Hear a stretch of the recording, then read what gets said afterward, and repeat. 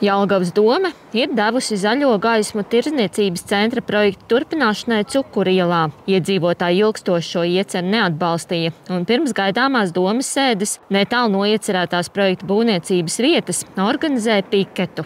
Ar plakātiem rokās, kuros bija lasām uzrakstu lielveikalam nē, parkam jā, neliels skaits Jelgavas iedzīvotāju septembra izskaņā pauda savu nostāju. Jelgavas sabiedrība ir vienīgā pilsēta Latvijā, kam izdevās tiesvedības ceļā 6 gadu garumā panākt, ka domei bija jāanulē būvniecības atļauja Auras centram, kuri bija iedomājuši šeit celt veikalu depo. Tagad Auras centrs ar domes atbalstu šī vietā grib būvēt citu lielveikalu.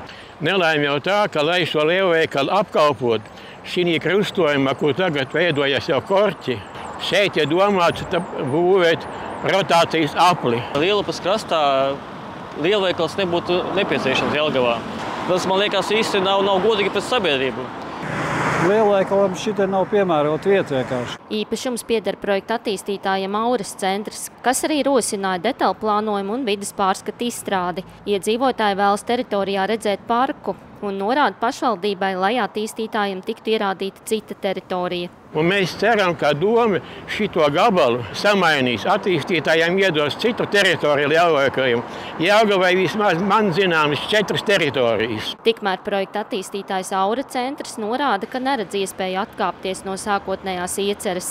Sijā Auras centrs ir iegādājies šo zemes gabalu ar konkrētām apstiprinātām apbūves tiesībām, un uzņēmuma nākotnes redzējums ir attīstīt esošo teritoriju saskaņā ar pilsētas noteikto attīstības plānu. Jelgavas pilsētas pašvaldība nolēma pagarināt teritorijas Cukurielā detaļu plānojumu izstrādes termiņu līdz 2026. gada 14. janvārim un soli iedzīvotāju iesaisti publiskajā apspriešanā. Jelgavas valsts pilsētas pašvaldībai nav tiesiska pamata apturēt detaļu plānojumu izstrādi. Pēc detaļu plānojuma jaunās redakcijas izstrādes tas tiks nodots atkārtotai publiskajai apspriešanai un iedzīvotāju ieteikumi tiks ņemti vērā, lai pilsēta iegūtu mūsdienīgu un sakārtotu teritoriju Cukurielā 2. Iedzīvotāji norāda, ka pašvaldības iecerē nepiekāpsies un pavasarī protesta akcijas tiks turpinātas. Nepieciešamības gadījumā viņi esot gatavi atkal vērsties tiesā. Ilis Daukans Sterģi, Igors Štolts, Zemgales reģionālā televīzija.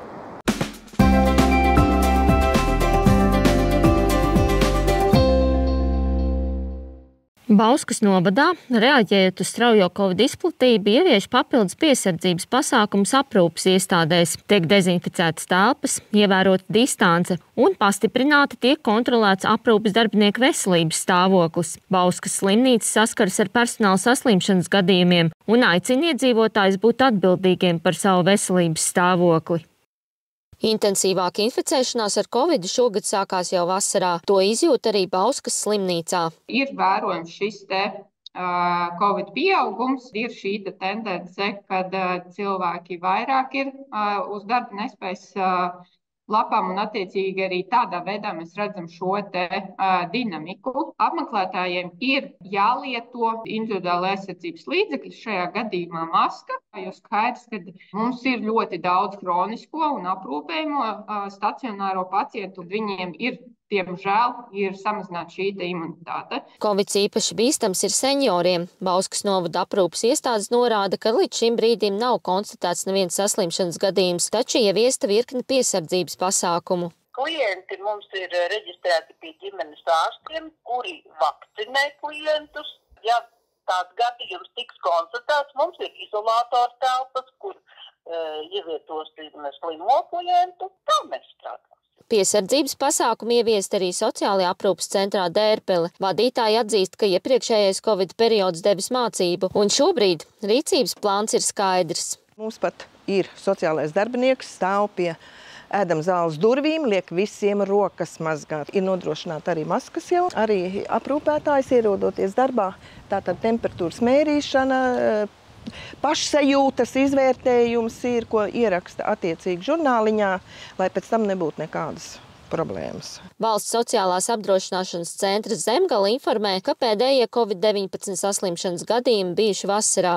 Pārslimoja dažādi iedzīvotāji un darbinieki, kuriem tika novērota viegla slimības gaita. Filiāļu vadītāji konstanti sniedz aktuālo informāciju par jaunumiem filiālēs, tostarp par Covid-19 saslimšanas gadījumiem. Mums ir skaidrs rīcības plāns, ja tiek konstatēts slimības gadījumu skaita pieaugums.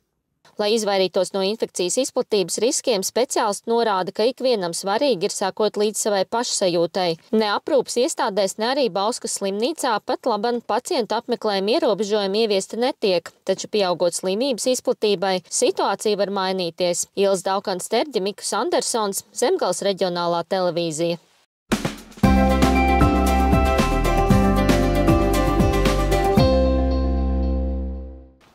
Latvijas pasnieki ikdienu sastopas ar izaicinājumiem, ko rada bojātas, nepareizi uzstādītas vai pat krūmos noslēptas pastkastītes. Latvijā no aptuveni 1,27 miljoniem pastkastīšu 90 000 ir bojātas. Tas ne tikai kavē piegādes, bet arī palielina risku sūtījumu pazušanai, nesaņemšanai vai pat nozagšanai. Tukuma pasnieces Rasmas rīts sākas 6, kad jāierodas pasta nodaļā un jāsaprot, kur šodien būs jābrauc un kādi sūtījumi jāpiegādā. Tā ikdienu jau 10 gadus Rasma dodas vairāk nekā 100 km garā maršrutā. Šeit ir skaisti viss sarakstīts. Tāda iebrauc pasniegs, viņš uzreiz var atpazīt kastīti. Lielākās problēmas sagādā bojātas nederīgas, kā arī paskastītes bez precīzām adresēm. Tāpat lielākā daļa savas paskastītes neslēdz, kas rada draudus, ka kāds var nozagt sūtījumu. Šeit redziet, ir tas pirmais nosvītrots, ir 7, 8. Jā, pēc šīm, kas ir numuriņiem, ir jāorientēs. Bieži vien sanāk orientēties pēc veciem numuriem, kas ir nosvītroti un pārlaboti ar roku. Tas sarežģīja darbu, jo nevienmēr ir skaidrs, kur īsti atstāt sūtījumu. Sakārtot, uzrakstīt virsū savas mājas nosaukumu. Ja nav pie mājas, tad jābūt ir uz kastītē, bet ir tāds kastītes, ka nav ne pie mājas, ne pie kastītes. Piebrauc tā kā balta lapa, tu nezini nekur iet, neko darīt. Pasnieku ikdienā grūtības sagādā ne tikai cilvēku paviršība vai vienaldzība. Slikti ir, kad sakoš suns, pēc tam tev jāņem slimības lapu, tu vairs nevar strādāt. Un paskastīties, ja nav sakārtots, tad ir vēstules netiek iemestas pareizi, ar nepareizā varbūt kastītē ielikts ir. Un nesaņem laicīgi iedzīvotāji savas bankas kartes. Tukuma novadā pasniekiem sūtījumi jāpiegādā 29 510 adresēs, bet aptuveni 1660 paskastīšu ir bojātas, neatbilstošas vai vispār nav uzstādītas. Es labi gribēdam pārsvītroju to jauno atstāju, uzrakstīju jauno mājas nosaukumu, jo viņam bija vecais. Es gāju aprunājumā, lai pasniedz zināt. Un par klients bija sūdzējies, ka es viņam sakēpāju paskastīt. Mēs apkalpojam 1,27 miljonu adrešu, un no tām aptuveni 90 000 tātad ir sūtījumiem nedrošas un nepiemērotas paskastītes. Paskastītēm jābūt noslēgtām, pasargātām no nokrišņu iekļūšanas, kas ir īpaši aktuāli rudenī un ziemā. Vēl svarīgi, lai paskastīte ir pasniekama zināmā un pieejamā vietā. Lai mudinātu iedzīvotājus sakārtot savas paskastītes, Aizkraukles novadā organizēta īpaša akcija. Tomēr, kā uzsver Latvijas pasts, atbildība par paskastītes stāvokli vienmēr gulstas uz tā īpašnieku. Šobrīd vienīgās sankcijas, ko iedzīvotāji saņem par nesakārtot paskastīti, ir nepiegādāts sūtījums. Everita Muciniece, Mikus Andersons, Zemgales reģionālā televīzija.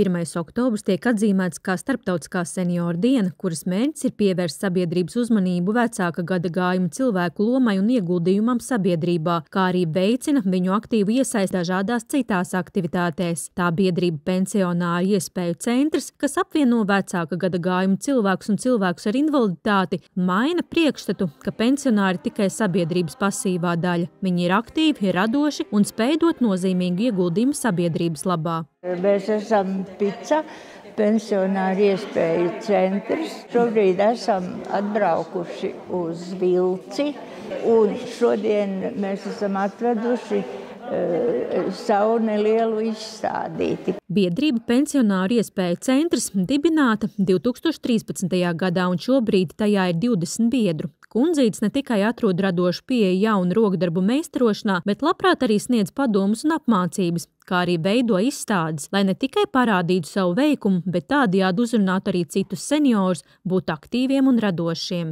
Sākumā bija tā kā domāts tikai cimdi vai zeķes, bet, interesanti ir parādīt visu iespējamo, ko mēs ražojam. Likām tādu kā Latvijas karogu no cimdiem. Un arī ļoti skaisti sādīja kundzes cimdus, izveidojām tā kā Latvijas karogu un izliekam atrādīšanai. Vilces tautas nama izstādē Mēs varam, mēs daram var aplūkot nevien dažādus adījumus un tamborējumus, bet arī unikālus mākslas darbus, kas darināti no jau izmantotām lietām. Šajā izstādē jūs arī variet paskatīt ādas izstrādājumus, kas ir pārražoti, kā var teikt. Sagriezt strēmelītēs ādas, tur frakas vai gabali vienkārši un tamborēti. Ļoti skaists. Tur ir vestīte un tašiņas un visu iespējamo tu vari iztaisīt. No džinsu biksēm ir taisītas tašas. Ļoti neiedomājamas lietas var iztaisīt, tikai vajag drusku piedomāt. Šo gadu gaitā ir notikusi aktīva darbība dažādos tirdziņos, labdarības pasākumos, meistarklasēs, pat ceļojumos, lai aktualizētu rokdarbus un senioru aktivitāti. Milzīgs prieks ir par senioriem, kas savā skaistā vecumā ir atraduši dzīvē kaut kādu piepildījumu un mērķi, ar ko nodarboties, kā iepriecināt sevi, iepriecināt varbūt savus mīļos cilvēkus ar skaistiem rokdarbiem un darinājumiem.